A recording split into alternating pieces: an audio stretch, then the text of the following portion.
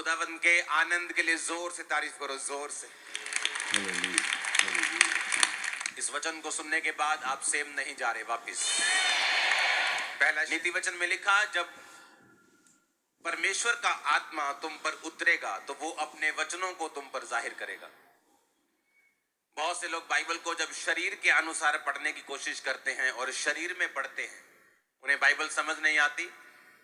और जब आप इस पवित्र वचन को आत्मा के द्वारा पढ़ते हैं तो परमेश्वर उस विषय में, उस स्थिति में, उस समय में आपसे क्या कहना चाहता है वो आपसे बात करता है। और बाइबल कहती है, जिस व्यक्ति को परमेश्वर की बात समझ आ जाए या वो परमेश्वर की बात को सुन ले, उसकी सिचुएशंस कभी सेम नहीं रहती।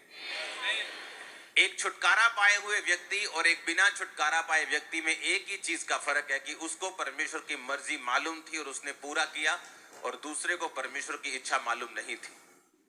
एक व्यक्ति पागलपन में पूरा जीवन बिता सकता है ये सोचकर कि मेरे कर्मों का फल है, लेकिन एक क्रिश्चियन उसके अगेंस्ट फाइट कर सकता है और जीत सकता है, क्योंकि परमेश्वर ने उसे बताया है कि मैंने तुम्हें सांपों और बिच्छुओं को रौंदने का और शत्रु की सारी सामर्थ पर अधिकार दिया और किसी भी वस्तु से तुम्हें कुछ भी हानि ना होगी।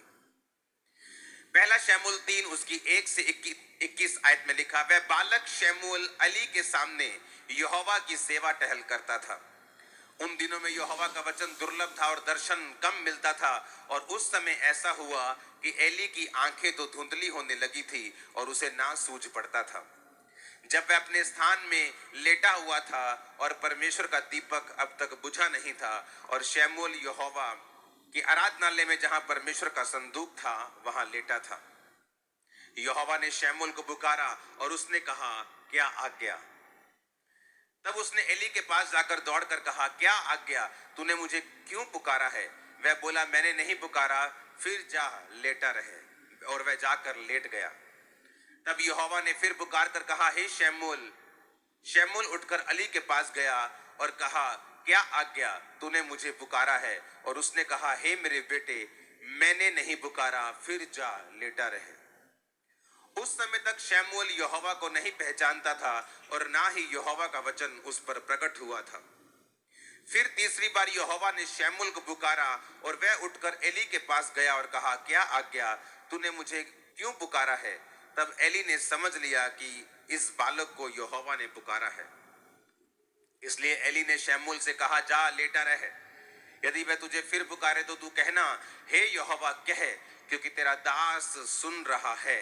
तब शमूएल अपने स्थान पर जाकर लेट गया।